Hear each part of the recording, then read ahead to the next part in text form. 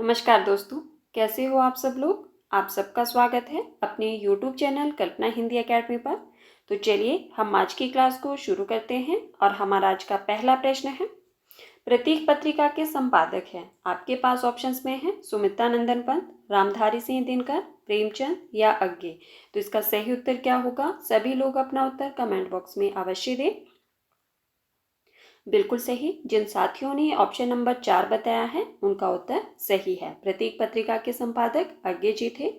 कब निकाली गई थी ये पत्रिका? 1947 ईस्वी में। ठीक है। और कई बार परीक्षा में ये प्रश्न भी पूछा जाता है कि प्रतीक पत्रिका कहाँ से प्रकाशित हुई थी? इलाहाबाद से। बिल्कुल सही। ठीक है, कहाँ से प्रकाशित होती थी? इलाहाबाद से प्रकाशित होती थी। हमारा अगला प्रश्न है, किस उपन्यास में कर्नटों के जीवन पर प्रकाश डाला गया है? आपके पास ऑप्शंस में है कब तक पुकारूं, गुनाहों का देवता, तमस या दीर्घ तपा। तो इसका सही उत्तर क्या होगा? निम्न में से किस उपन्यास में कर्नटों के जीवन पर प्रकाश डाला गया है, इसका चयन करना है आपको और साथ में उसके जो रचनाकार है उनका नाम भी बताना है आपको। बिल्कुल सही। जिन साथियों ने ऑप्शन नंबर 1 बताया है उनका उत्तर सही है। ठीक है, कब तक पुकारूं उपन्यास में कर्नटों के जीवन पर प्रकाश डाला गया है और इसके उपन्यासकार कौन है?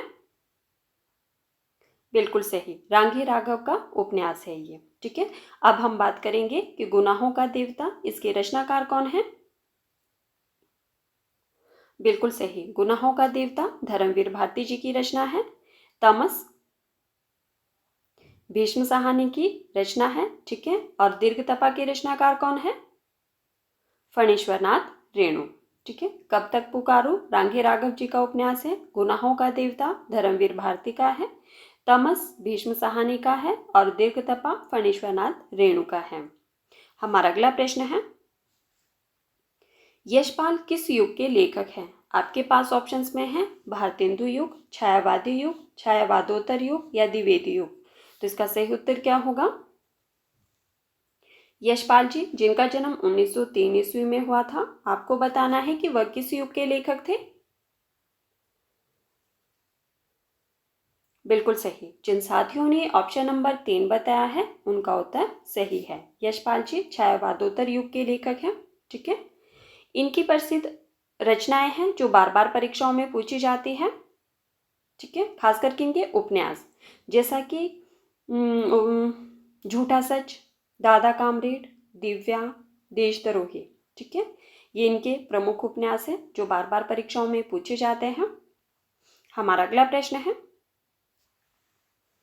पृथ्वीराज रासो किस काल की रचना है? आपके पास ऑप्शंस में है भक्ति काल, आदिकाल, रीतिकाल या आधुनिक काल। तो इसका सही उत्तर क्या होगा? पृथ्वीराज रासो किस काल की रचना है और इसके रचनाकार कौन है, उनका नाम भी बताना है। बिल्कुल सही। जिन साथियों ने ऑप्शन नंबर 2 बताया है उनका उत्तर सही है। पृथ्वीराज रासो आदिकाल की रचना है और इसके रचनाकार कौन है? चंद बरदाई। ठीक है, आज का प्रश्न है आप सब लोगों के लिए कि आदिकाल का समय क्या माना जाता है। प्रश्न है आप लोगों के लिए कि आदिकाल का समय क्या माना जाता है। सभी लोग अपना उत्तर कमेंट बॉक्स में अवश्य दें। हमारा अगला प्रश्न है, कामायनी का पहला सर्ग है। आपके पास ऑप्शंस में है आशा, चिंता, श्रद्धा या आनंद। तो इसका सही उत्तर क्या होगा? सबसे पहले आपने मुझे ये बताना है कि कामायनी किसकी रचना है और इसका रचनाकाल क्या है, उसके बाद ही अपना उत्तर देना। बताइए इसका सही उत्तर क्या होगा? बिल्कुल सही, कामायनी जयशंकर प्रसाद जी की रचना है 1935 ईस्वी की। अब आप लोग मुझे ये बताइए कि कामायनी का पहला सर्ग कौन सा है और इसमें कुल कितने सर्ग हैं। बिल्कुल सही। जिन साथियों ने ऑप्शन नंबर 2 बताया है उनका उत्तर सही है। कामायनी का पहला सर्ग कौन सा है? चिंता। इसमें कुल कितने सर्ग हैं? 15 सर्ग हैं। उन 15 सर्गों के नाम भी बता दीजिए। चलिए मैं भी बता देती हूँ। ठीक है, चिंता, आशा, श्रद्धा, काम, वासना, लज्जा, कर्म, ईर्ष्या, ईड़ा, स्वप्न, संघर्ष, निर्वेद, दर्शन, रहस्य, आनंद। ठीक है, ये 15 सर्ग है कामायनी में। एक बार रिपीट कर देती हूँ कौन कौन से हैं।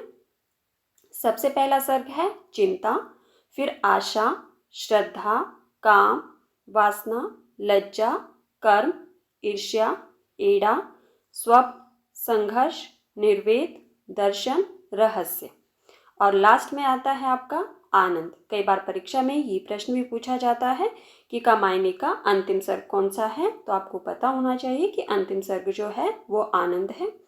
और कई बार सर्गों को जो है वो क्रमबद्ध करने के लिए भी आता है, तो आपको इन सारे सर्गों के नाम याद होने चाहिए। ठीक है, हमारा अगला प्रश्न है, हिंदी साहित्य के लिए प्रथम साहित्य अकादमी पुरस्कार किसे दिया गया? प्रश्न को रिपीट कर देती हूँ। प्रश्न है आपके लिए कि हिंदी साहित्य के लिए प्रथम साहित्य अकादमी पुरस्कार किसे दिया गया? आपके पास ऑप्शंस में है रामधारी सिंह दिनकर, सुमित्रा नंदन पंत, माखनलाल चतुर्वेदी या हरिवंश राय बच्चन। तो इसका सही उत्तर क्या होगा? किसे दिया गया साहित्य अकादमी पुरस्कार और किस रचना के लिए दिया गया ये भी बताना है, और कब दिया गया।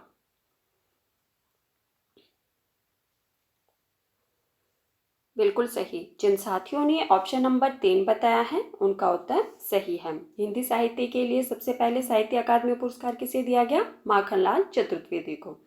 कब दिया गया था? 1955 ईस्वी में। ठीक है, किस रचना के लिए? हिमतरंगिणी के लिए। ठीक है, कब दिया गया था? 1955 ईस्वी में। किस रचना के लिए? हिमतरंगिणी के लिए। हमारा अगला प्रश्न है, अन्या से अनन्या किसकी रचना है? आपके पास ऑप्शंस में है मैत्री पुष्पा, प्रभा केतान, कृष्णा सोबती या महादेवी वर्मा। तो इसका सही उत्तर क्या होगा? बताइए, अन्या से अनन्या किसकी रचना है, किस विधा की रचना है, ये भी बताना है आपको। बिल्कुल सही। जिन साथियों ने ऑप्शन नंबर 2 बताया है उनका उत्तर सही है। अन्या से अनन्या प्रभा केतान जी की रचना है। किस विधा की रचना है बताइए। बिल्कुल सही, आत्मकथा विधा की रचना है। और इसका रचना काल क्या माना जाता है? 2007 की इनकी आत्मकथा। ठीक है, अन्या से अनन्या। हमारा अगला प्रश्न है, मानसरोवर किसकी कहानियों का संग्रह है? आपके पास ऑप्शंस में है जयशंकर प्रसाद, भगवती चरण वर्मा, मुंशी प्रेमचंद या जैनेन्द्र कुमार। तो इसका सही उत्तर क्या होगा? आपको बताना है कि मानसरोवर किसकी कहानियों का संग्रह है।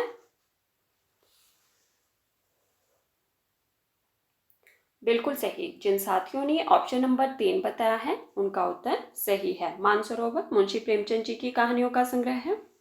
थोड़ी सी हम बात कर लेते हैं। आप जानते हैं कि प्रेमचंद जी के निधन के बाद उनके जो ये कहानी संग्रह है मानसरोवर, ठीक है, इसको 8 खंडों में प्रकाशित किया गया था।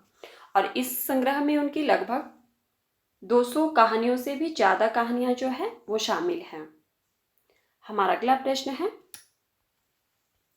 निम्न में से शुक्ल युग के गद्यकार हैं? आपके पास ऑप्शंस में हैं मिश्र बंधु, गुलाब राय, ठाकुर जगमोहन सिंह या राधाचरण गोस्वामी। तो इसका सही उत्तर क्या होगा? निम्न में से शुक्ल युग के गद्यकार कौन है? बिल्कुल सही। जिन साथियों ने ऑप्शन नंबर 2 बताया है उनका उत्तर सही है। ठीक है, गुलाब राय जो है वो शुक्ल युग के गद्यकार हैं। हमारा अगला प्रश्न है,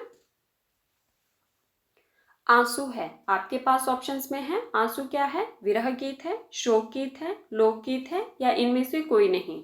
तो इसका सही उत्तर क्या होगा? सबसे पहले आपने मुझे ये बताना है कि आंसू जो रचना है इसके रचनाकार कौन है। बिल्कुल सही, आंसू जो है वो जयशंकर प्रसाद जी की रचना है। अब आपने बताना है कि आंसू क्या है, एक विरह गीत है, शोक गीत है या लोकगीत है या इनमें से कोई नहीं। तो इसका सही उत्तर क्या होगा? बिल्कुल सही। जिन साथियों ने ऑप्शन नंबर 1 बताया है उनका उत्तर सही है। आंसू जो है वो एक विरह गीत है। ठीक है, 133 छंदों का विरह प्रधान समृद्धि काव्य है। और कई बार परीक्षा में ये प्रश्न भी पूछा जाता है कि हिंदी का मेघदूत किसे कहा जाता है। तो हिंदी का मेघदूत जो है वो आंसू को कहा जाता है। ठीक है, आपको एक बात और ध्यान रखनी है कि हिंदी का मेघदूत किसे कहा जाता है। हिंदी का मेघदूत जो है वो आंसू को कहा जाता है। हमारा अगला प्रश्न है, और आंसू जयशंकर प्रसाद जी की रचना है और यह 133 छंदों का विरह गीत है। हमारा अगला प्रश्न है, श्रृंगार लहरी के रचयिता है। आपके पास ऑप्शंस में है केशव दास, बिहारी लाल, जगन्नाथ दास रत्नाकर या भारतेंदु हरिश्चंद्र। तो इसका सही उत्तर क्या होगा? साथियों, जिन्होंने अभी तक क्लास को वीडियो को लाइक नहीं किया है, प्लीज़ वीडियो को लाइक कर देना अगर आपको क्लास पसंद आए। और जिन साथियों ने अभी तक वीडियो को शेयर नहीं किया है, अगर हो सके तो वीडियो को ज़्यादा से ज़्यादा शेयर भी कर देना। अब आप लोग मुझे बताइए कि श्रृंगार लहरी के रचयिता कौन है? बिल्कुल सही। जिन साथियों ने ऑप्शन नंबर 3 बताया है उनका उत्तर सही है। श्रृंगार लहरी के रचयिता कौन है? जगन्नाथ दास रत्नाकर की रचना है ये। और इनकी कुछ और रचनाएं भी जो है बार बार परीक्षा में पूछी जाती है। उन रचनाओं के नाम क्या है? उद्धव शतक, ये भी बार बार परीक्षा में पूछी जाती है। उद्धव शतक जो कि जगन्नाथ दास रत्नाकर की है। एक इनकी और है जो बार बार परीक्षा में पूछी जाती है, गंगावतरण, बिल्कुल सही। गंगा लहरी होगी, विष्णु लहरी होगी, और होगी आपकी और कौन सी रचना है? हिंडोला। ठीक है, ये जगन्नाथ दास रत्नाकर की प्रमुख रचनाएं हैं जो बार बार परीक्षा में पूछी जाती है। एक तो श्रृंगार लहरी होगी, एक विष्णु लहरी होगी, एक गंगा लहरी होगी, एक उद्धव शतक और गंगावतरण, हिंडोला। ठीक है, एक हिंडोला भी है इनकी प्रसिद्ध रचना जो बार बार परीक्षा में पूछी जाती है। हमारा अगला प्रश्न है, निम्न में से हरिओद की रचना नहीं है। आपके पास ऑप्शंस में है चोखे चौपते, प्रिय प्रवास, गीतावली या वैदेही वनवास। तो इसका सही उत्तर क्या होगा? कौन सी रचना हरिओद जी की नहीं है उसका चयन करना है, और साथ में फिर आपने ये बताना है कि यह रचना किसकी है। बिल्कुल सही। जिन साथियों ने ऑप्शन नंबर 3 बताया है उनका उत्तर सही है। गीतावली रचना जो है वो हरिओद जी की नहीं है। अब आप लोगों ने मुझे ये बताना है कि यह रचना किसकी है। बिल्कुल सही, तुलसीदास जी की रचना है। ठीक है, कई बार परीक्षा में ये प्रश्न भी पूछा जाता है कि गीतावली जो है वो किस भाषा में रचित है। बताइए, गीतावली रचना जो कि तुलसीदास जी की है किस भाषा में रचित है ये? बिल्कुल सही, ब्रज भाषा में। ठीक है, अब हम बात कर लेते हैं कि चोखे चौपते जो कि हरिओद जी की है, इसका रचना काल क्या माना जाता है? 1932 ईस्वी की रचना है ये इनकी। ठीक है, प्रिय प्रवास, आप लोग ही मुझे बताएंगे। बताइए, प्रिय प्रवास का रचना काल क्या है? बिल्कुल सही, प्रिय प्रवास 1914 ईस्वी की रचना है। ठीक है, आप जानते हैं कि प्रिय प्रवास को खड़ी बोली हिंदी का प्रथम महाकाव्य भी माना जाता है। ये प्रिय प्रवास जो है वो खड़ी बोली हिंदी का प्रथम महाकाव्य भी माना जाता है। और वैदेही वनवास का रचना काल क्या है? 1941 ईस्वी की रचना है हरिओद जी की। ठीक है, हमारा अगला प्रश्न है, दीपदान किस विधा की रचना है? आपके पास ऑप्शंस में है कहानी, उपन्यास, निबंध या एकांकी। तो इसका सही उत्तर क्या होगा? दीपदान किस विधा की रचना है और इसके रचनाकार कौन है उनका नाम भी बताना है आपको। बताइए, इसका सही उत्तर क्या होगा? बिल्कुल सही। जिन साथियों ने ऑप्शन नंबर 4 बताया है उनका उत्तर सही है। दीपदान जो है वो एकांकी विधा की रचना है और इसके रचनाकार कौन है? डॉक्टर रामकुमार वर्मा। बिल्कुल सही। ठीक है, दीपदान के रचनाकार कौन है? डॉक्टर रामकुमार वर्मा, और यह एकांकी विधा की रचना है। हमारा अगला प्रश्न है, इनमें से त्रिलोचन की रचना है। आपके पास ऑप्शंस में है मिट्टी की बारात, ताप के ताए हुए दिन, राह के दीपक या युगधारा। तो इसका सही उत्तर क्या होगा?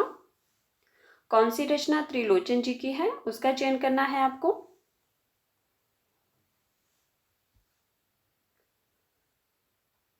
बिल्कुल सही। जिन साथियों ने ऑप्शन नंबर 2 बताया है उनका उत्तर सही है। ताप के ताए हुए दिन के रचनाकार कौन है? त्रिलोचन जी हैं। अब हम बात करेंगे कि मिट्टी की बारात के रचनाकार कौन है। बताइए मिट्टी की बारात किसकी रचना है। साथियों, जिन्होंने अभी तक वीडियो को लाइक नहीं किया है प्लीज़ वीडियो को लाइक कर दो, और जिन्होंने अभी तक वीडियो को शेयर नहीं किया है प्लीज़ अपने फ्रेंड तक शेयर भी कर दीजिए। मिट्टी की बारात के रचनाकार कौन है। बिल्कुल सही, शिवमंगल सिंह सुमन। राह के दीपक, रांगे राघव की, बिल्कुल सही। और युगधारा के रचनाकार कौन है। नागा अर्जुन, बिल्कुल सही। ठीक है। ताप के ताए हुए दिन किसकी रचना है। त्रिलोचन जी की है। मिट्टी की बारात शिवमंगल सिंह सुमन की रचना है। राह के दीपक रांगे राघव की रचना है। और युगधारा नागार्जुन जी की रचना है। हमारा अगला प्रश्न है, भारतेंदु की खड़ी बोली की कविताएं हैं। आपके पास ऑप्शंस में है दशरथ विलाप, फूलों का गुच्छा, उपयुक्त दोनों, या इनमें से कोई नहीं। तो इसका सही उत्तर क्या होगा। भारतेंदु जी की खड़ी बोली की कविताएं कौन सी है, उसका चयन करना है आपको। बिल्कुल सही। जिन साथियों ने ऑप्शन नंबर 2 बताया है उनका उत्तर सही है। उपयुक्त दोनों कविताएं जो है वो भारतेंदु जी की खड़ी बोली में रचित है। दशरथ विलाप और फूलों का गुच्छा भारतेंदु जी की खड़ी बोली, ठीक है, खड़ी बोली की कविताएं हैं। तो साथियों, ये थे आज के हमारे कुछ महत्वपूर्ण प्रश्न जिन पर हमने चर्चा की। आप लोगों ने मुझे कमेंट करके ज़रूर बताना है कि आज की क्लास आपको कैसी लगी। ठीक है। और आज की क्लास में आपके कितने प्रश्न सही हुए, और जो प्रश्न मैंने आपसे पूछा है उसका उत्तर भी अवश्य कमेंट बॉक्स में दे देना कि आदिकाल का समय क्या माना जाता है। ठीक है। धन्यवाद। मिलते हैं अगले क्लास में।